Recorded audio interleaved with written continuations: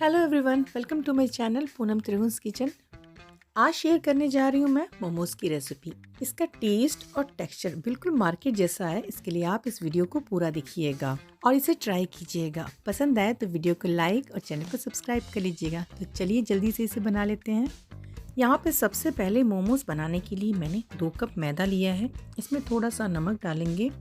नमक को मैदे में अच्छी तरह से मिला लेने के बाद इसमें थोड़ा थोड़ा पानी डाल के इसका डो तैयार करना है। और जो ये मैदा गूंथ के हम तैयार करेंगे ये बहुत ही ज़्यादा हार्ड या बहुत ही ज़्यादा सॉफ्ट नहीं होना चाहिए। जिस तरीके से हम पूड़ियों के लिए आटा लगाते हैं सेम उसी तरीके से इसे भी हमको तैयार करना है। इसे 2-3 मिनट तक अच्छी तरीके से गूंथ के बिल्कुल चिकना कर लेना है।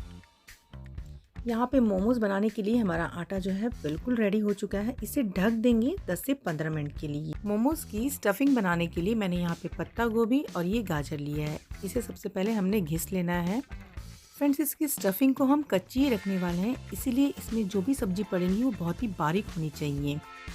अब इन दोनों सब्जियों के साथ मैंने यहाँ पे 2 मीडियम साइज़ के प्याज भी लिए हैं और इसे बहुत अच्छी तरीके से बारीक कट कर लिया है। जितना बारीक हो सके आप इसे कट कर लीजिएगा। अब इन सब्जियों में फ्लेवर लाने के लिए इसमें डाल दिया है मैंने ये घिसा हुआ अदरक और यहाँ पे हरी मिर्च और लहसुन को मैंने कूट लिया था, इसे भी इसमें डाल देंगे।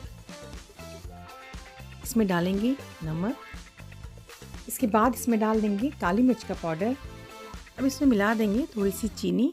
तो चीनी डालने से स्टफिंग कोई मीठी नहीं होगी, ये सारी चीज़ों के फ्लेवर को बैलेंस करेगी। बहुत ही अच्छी तरीके से इन सारी चीज़ों को आपस में मिक्स कर देना है। इसके बाद इसमें थोड़ा सा तेल डाल देंगे, इसे भी मिला देंगे अच्छी तरीके से। अब इसे रख देंगे 5-6 मिनट के लिए ताकि नमक डालने के बाद सब्जियों में जितना मॉइस्चर है वो बाहर आ जाए। तो यहाँ पे 5-6 मिनट हो चुके हैं। तो इसका पानी निचोड़ने के लिए आप सूती कपड़ा भी ले सकते हैं, नहीं तो इस तरह की जाली भी आती है जिससे फ्रूट्स के जूस निकाले जाते हैं, इसमें भी हम इसके पानी को निचोड़ सकते हैं। तो स्टफिंग को इसमें डाल देंगे और अच्छी तरीके से इसे दबा के इसके पानी को हमने निकाल लेना है। फ्रेंड्स, ये पानी बहुत ही हेल्दी होता है। इसे हम कोई ग्रेवी भी बना सकते हैं या फिर इसे हम सूप भी बना सकते हैं। इस स्टफिंग में हमने ऑयल डाला था ताकि पानी निकालने के बाद भी इसमें मॉइस्चर बना रहे।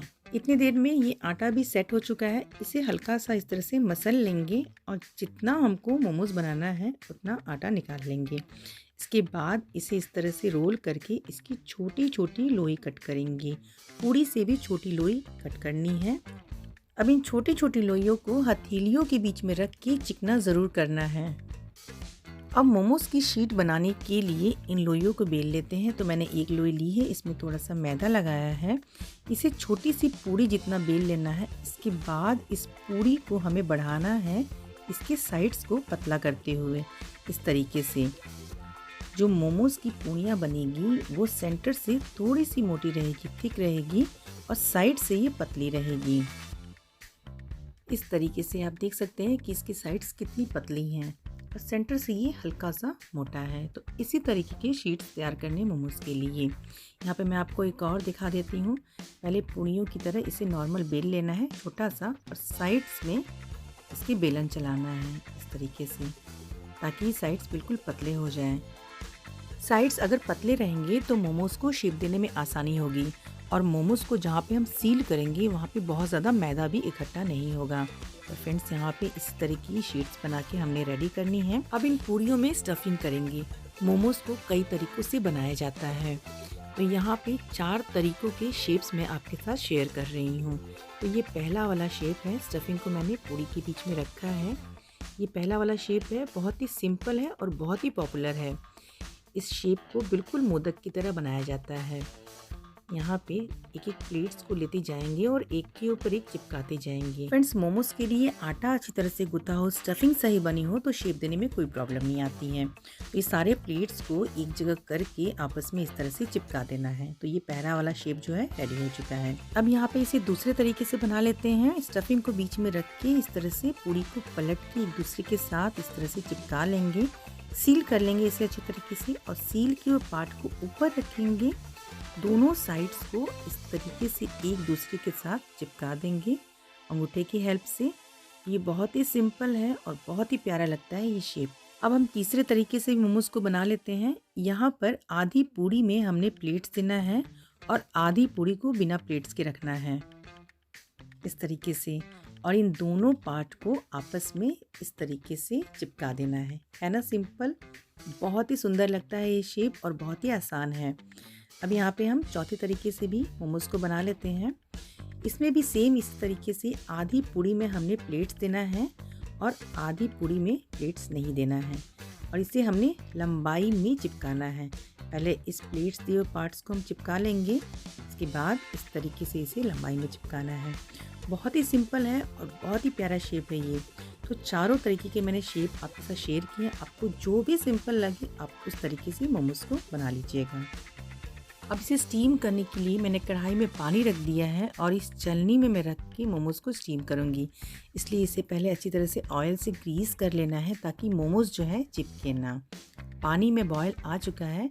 अब यहाँ पे हम चलनी रख देते हैं, और जब तक हम मोमोज़ को रखेंगे फ्लेम को बिल्कुल हाई रखना है। स्टीम होने पर ये आपस में चिपके ना, तो रखते वक्त इनमें हम हल्का सा गैप रखेंगे। अब हम इसे ढककर स्टीम करेंगे 12 से 13 मिनट के लिए मीडियम फ्लेम पर। फ्रेंड्स, मोमोज़ पकने का साइन ये है कि इसकी ऊपर की लेयर बिल्कुल चिपचिपी नहीं रहेगी और मोमोज़ चलनी में बिल्कुल भी चिपकी हुई नहीं रहेगी।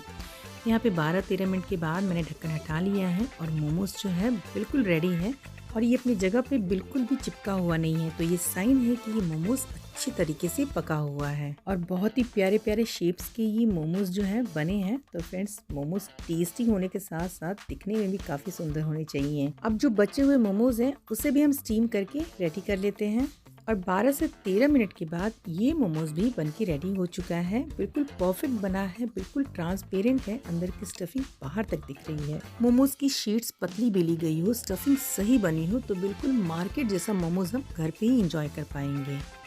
इसे आप अंदर से भी देख सकते हैं कि इसकी स्टफिंग कितनी मॉइस्ट है और ये कितना सॉफ्ट बना है। बहुत ही डिलीशियस मोमोज़ बनके तैयार होता है फ्रेंड्स इस तरीके से।